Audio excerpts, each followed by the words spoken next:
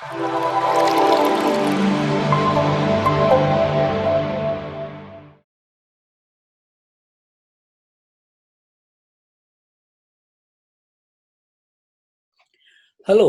and a Merry Christmas. We are recording this video in the Christmas season of 2020 AD. 20 by 20, or in short, just 2020, is also medical jargon for perfect vision. 100% good eyesight. Hopefully, by the end of this video, we would have helped some skeptics to see more clearly the factual and historical basis of the Christian tradition of Santa Claus. This video is about the wider context of Christianity. After all, Christianity is not just a religion. It is a relationship with Lord Jesus Christ, and also it is the sum total of all the institutions, the scientific advances, and cultural norms it has given to this world. In this wider sense, Christianity is also a civilization. So please accept this video as a small gift from all of us at Injeeli Media. We find great joy in creating and sharing these informative videos, and we find even greater joy and real pleasure when we learn that you have appreciated our efforts. So please subscribe to Injeeli Media and hit the bell icon for more videos and programs like this. Thank you very much. With that out of the way, let's now begin talking about the big fat-bellied, white-bearded jolly dude, dressed in red and white and full of joy and happiness. His signature tune is Ho Ho Ho. Show his picture to anyone and you get an immediate identification. That's Santa Claus. The whole world recognizes him instantly, without any hesitation, as if magically. But who is Santa Claus? And why has he become such an integral part of every Christmas? Well, the story of Christmas began nearly 2020 years ago in a little town called Bethlehem, in the land of modern Palestine. Bethlehem, which means the house of bread or the house of meat, marvelously turns out to coincide with one of the titles Jesus uses for himself, as reported in John chapter 6, verse 35, which is, I am the bread of life. About 340 years later, the story of Santa Claus began in a town called Myra, modern name Demre, now in Turkey. Santa Claus is not a mythical or Alf Lalai, that is out of the Arabian Nights character, as some ignorant people would claim it to be. Instead, Santa Claus is a phonetic derivative of Saint Nicholas. Saint Nicholas is the patron saint of Amsterdam, the capital of Netherlands, and of Moscow, the capital of Russia. The Dutch pronunciation of Saint Nicholas is Sinterklaas. And when little children attempt to say Saint Nicholas or Sinterklaas, they always end up calling it Santa Claus. Ask a small child to repeat Saint Nicholas after you and see what happens. Yes, Santa Claus is the children's articulation of Saint Nicholas, who is a historical figure. Finally, an American writer, Washington Irving, popularized the term Santa Claus through his book, A History of New York, written under a pseudonym and published on 6 December 1809. Thus, popular literature gave a new twist to the enduring legend of Saint Nicholas of Myra. In Demre, Turkey, there still stands the Church of Saint Nicholas, which was built above the burial place of Bishop Nicholas of Myra. This building is being used as a church and as a museum, and is on the UNESCO's list for potential inclusion as a World Heritage Site. There is another church called Basilica of Saint Nicholas in Amsterdam. In fact, today, after 1600 years of his death, there are still several churches in Europe named after him. Less than 200 years after Saint Nicholas' death, Emperor Theodosius II, who ruled from 401 to 450 AD, ordered the building of the Church of Saint Nicholas in Myra. The famous Christian historian Procopius mentions that Emperor Justinian I, who ruled from 526 to 565 AD, renovated churches in Constantinople, modern-day Istanbul, which were dedicated to Saint Nicholas.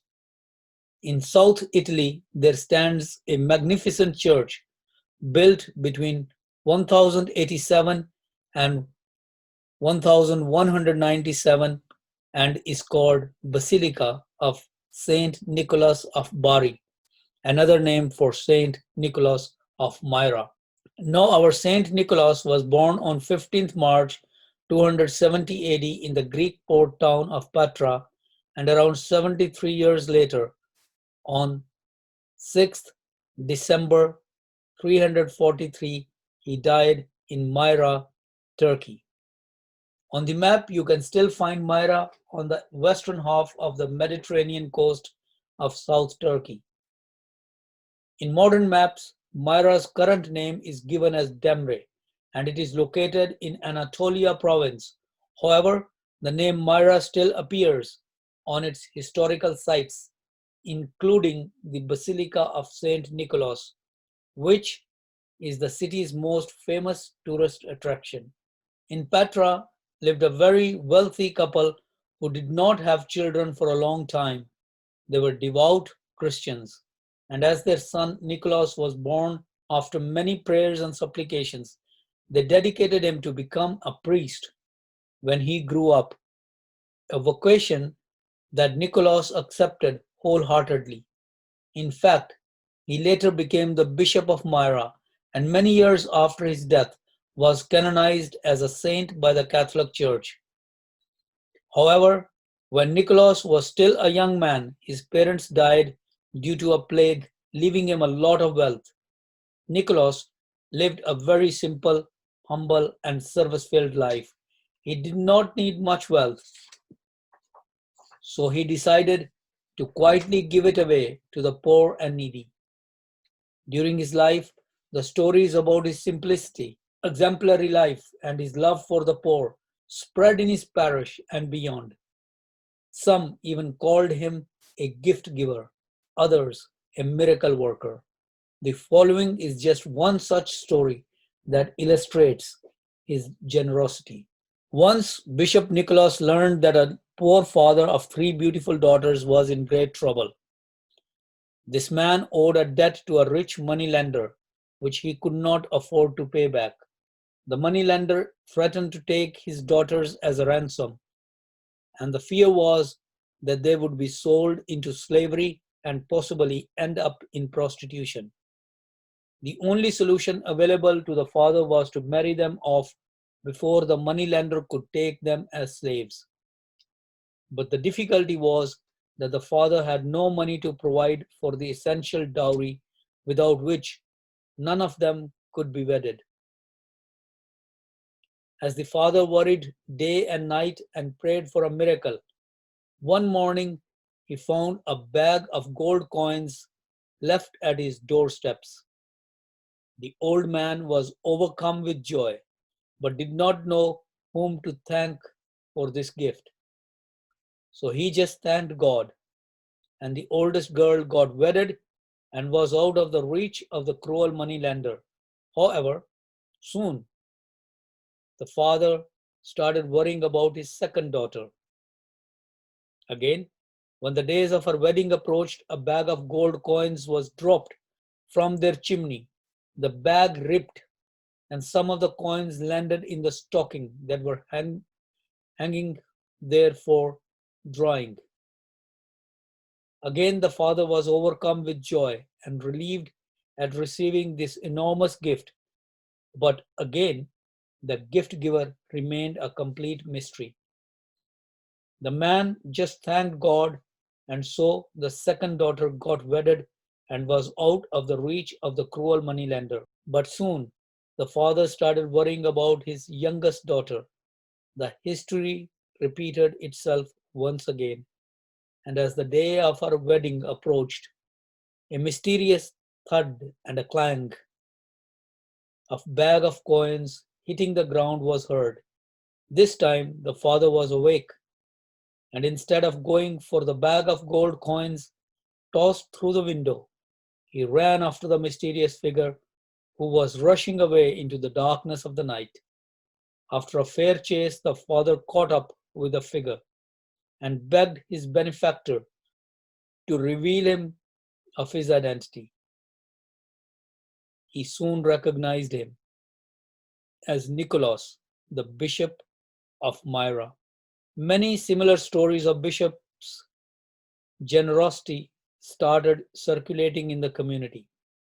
His mercifulness and benevolence became a tradition and grew to legendary proportions. The poor of Myra and surrounding areas were fed in mysterious ways. And as the years rolled on, the poor children started leaving their old stockings near the chimneys and near their bedsides, believing that Saint Nicholas might drop money or gifts in them. The parents and the older family members, other elders, started filling them in the belief and the belief in the mysterious nightly appearance of Saint Nicholas on the Christmas night gradually became rooted in children's psyche and their understanding of what Christmas was. It was a time to receive good food, new clothes, toys, perhaps money as well. The tradition grew and gradually encircled the whole of Christendom. Saint Nicholas became in children's pronunciation Santa Claus, and the story got embellished with every passing year. For me, the Santa Claus tradition is one of the most beautiful and meaningful aspects of children's understanding of Christmas. On the 24th of December, children sleep with hope and desire of receiving something that they intensely wanted and need. When they wake up on the Christmas morning, they find it has been given to them mysteriously, magically, miraculously. This is the best possible way, I believe, to instill in the minds of little children the mystery and the magic of the miracle of Christmas. This receiving of the gift is the heart of the Christmas event. When the world slept on that fateful night, nearly 2020 years ago, God very quietly, mysteriously, miraculously gave the greatest gift to the world. Jesus was the gift the world had always needed. Hence, one of his titles in the Bible is the desire of ages. Haggai chapter 2, verse 7. Just like the father of the three daughters whose story we narrated above, for those of us who can give, Christmas is all about giving. And for those in need, the gifts must come. They must come through the doors, through the chimneys, through the windows, through the mail, or even through bank accounts. However, without any sign of the giver. Mysteriously, miraculously. This is the spirit of Christmas. This is what the Santa Claus tradition has given to the whole story of Christmas. The objection that Santa Claus is not mentioned in the Bible is both baseless and plainly pointless. Santa Claus tradition began in the 4th century, so over 200 years after the last book of the Bible was written. Nicholas, the Bishop of Myra, died on 6 December 343 AD at the age of about 73 years. The boy Nicholas became Priest Nicholas, then Bishop Nicholas, and then Saint Nicholas. But of all the names, the one that the billions around the world know him by is Santa Claus. Only in the last century, the red-nosed reindeer, the red and white attire, the bag of toys, and the sleigh were added. Rudolph, the red-nosed reindeer, was added to make everything look even brighter and more pleasant. The elves were added, and then so on and so forth. The tradition just grew. The farthest point and the topmost point of the earth, the North Pole, was chosen as his abode. The mystery around this generous Christian priest, who lived the principles of his master, Lord Jesus Christ, grew and became a legend. A beautiful legend, the one that children loved and could easily relate to. The legend that was eagerly and enthusiastically accepted by the innocence of every successive generation of Christian children. It took fairy tale dimensions, and the magic of cinematography blew it out of all proportions. Yet, the spirit of the whole tradition and the legend behind it is all based on a true historical character, Bishop Nicholas of Myra. Of course, we need to keep the kernel of historical truth and the theological spirit free from the lies of commercialism and consumerism. This, we believe, is the real threat, not the tradition of Santa Claus itself. Now, back to children. We started by asserting that Christianity is not just a religion, it is, in fact, among many other things, a civilization. And no civilization is complete without adequate provisions for every segment of its society. Christmas is a celebration of the mystery of the incarnation, the gifting of Jesus to the world, the birth of God as a human being. Now, how do you explain that birth, let alone any birth, to little children? For a child, every birth is full of mystery, magic, and miracle. It defies understanding. How much more so the birth of the Son of God, Jesus, Emmanuel, God with us. The receiving of the gift from a mysterious Father Christmas, Santa Claus, goes some ways towards helping a child's understanding of what is being celebrated during every Christmas. The world is celebrating receiving of the gift. The tradition of Santa Claus, full of mystery, miracles, joy, and gifts, all wrapped up in innocence, is such a powerful and beautiful aspect of our Christian culture all over the world that I believe that we should celebrate it. We should love it and perpetuate it and try our best to keep it simple, pure, and as free of commercialism and consumerism as possible. Santa Claus is a child's pronunciation of Saint Nicholas, and Saint Nicholas was a real man, a priest, a bishop, and a saint. What is important is that he lived the love of Jesus, and through his tradition, our children get a glimpse of the true meaning of Christmas. It is then our duty to explain where the Christian tradition ends and where commercialism begins. Santa reminds us that God gives us our best gifts even when we are sleeping. From Injeeli Media to all our listeners, our viewers, Merry Christmas and a Happy New Year.